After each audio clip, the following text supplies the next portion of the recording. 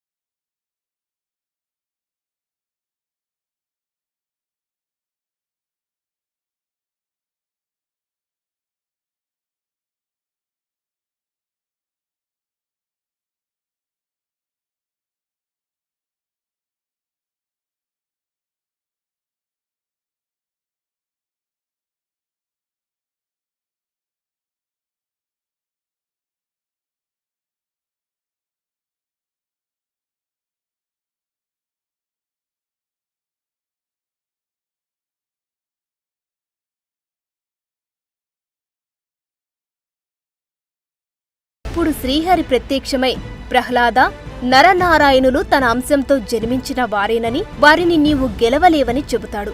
అప్పుడు ప్రహ్లాదుడు తన తప్పు తెలుసుకొని నరనారాయణులను క్షమించుమని వేడుకొని అక్కడి నుంచి వెళ్లిపోతాడు.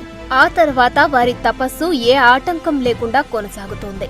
నరనారాయణుల తపస్సుకి భయపడ్డ ఇంద్రుడు వీరు తపస్సు చేసి తన ఇంద్ర పదవిని లాక్కోవాలని చూస్తున్నారని తప్పుగా భావించి వారికి తపోభంగం చేసి రమ్మని అప్సరసలైన రంభ మేనకలను పంపుతాడు. అప్పుడు వారు తమ అందచందాలతో నృత్య గానాలతో నరనారాయణుల తపస్సుకు భంగం కలిగించాలని ఎంతో ప్రయత్నించారు. కాని ఫలితం శూన్యం. చివరకు నారాయణుడు వారిని దగ్గరకు పిలిచి, మీ అందచందాలు మమ్మల్ని ఆకర్షించలేవు. మేము ఇంద్రపదవి ఆశించి ఈ తపస్సు చేయడం లేదని మా మాటగా మహేంద్రునకు తెలియజెప్పండి. మేము ఒక రాక్షసుడిని సంహరించడానికి తపస్సు చేసే శక్తిని కూడగట్టుకుంటున్నాము అని తన తొడ మీద చరిచాడు. ఆ శబ్దం నుంచి ఓ అసాధారణ అద్భుత సౌందర్యరాశి జన్మించింది. తన ఊరువుల అంటే తొడల నుంచి పుట్టిన ఆ సుందరికి ఊర్వశి అని పేరు పెట్టి ఆమెను ఆ అప్సరసలకు ఇస్తూ ఈమెను మా బహుమతిగా మహేంద్రునకు ఇవ్వండి అని చెప్పి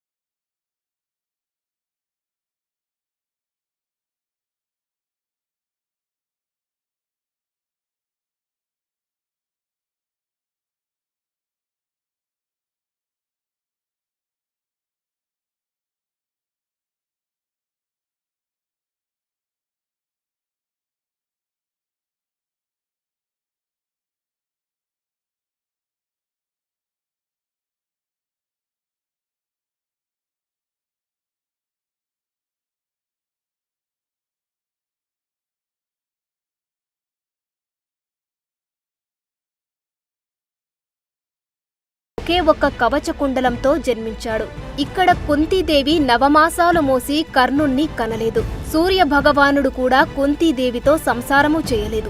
దుర్వాస మహర్షి కుంతీదేవికి ఇచ్చిన సంతాన సాఫల్య మంత్రం ప్రకారం కుంతీదేవి ఏ దేవుణ్ణి ప్రార్థిస్తే ఆ దేవుడు వచ్చి బిడ్డలను మాత్రమే ఇచ్చి వెళ్ళిపోతారు.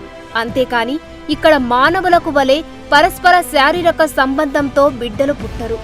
ఏ దేవుడైనా తన అంశంతో ఒక బిడ్డను సృష్టించి ఇచ్చి వెళ్లడం తప్ప మరే వరాలు వారు అనుగ్రహించరు.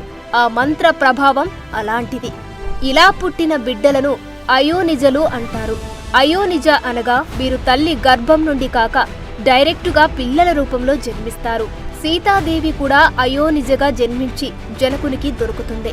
నారాయణుడి తొడల నుంచి పుట్టిన ఊర్వశి కూడా అయోనిజనే. ఆ తర్వాత కుంతీదేవికే పుట్టిన ధర్మరాజు, భీముడు, అర్జునుడు, అలాగే పాండరాజు ఇంకొక భార్యకు పుట్టిన నకుల, సహదేవుడు గాని వీరంతా డైరెక్టుగా పిల్లలుగా పుట్టినవారే.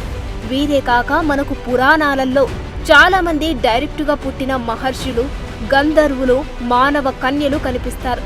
వీరి గురించి తర్వాత వీడియోలలో చెప్పుకుందాం. అయితే సూర్య తేజస్సు కలగలిసి సహజ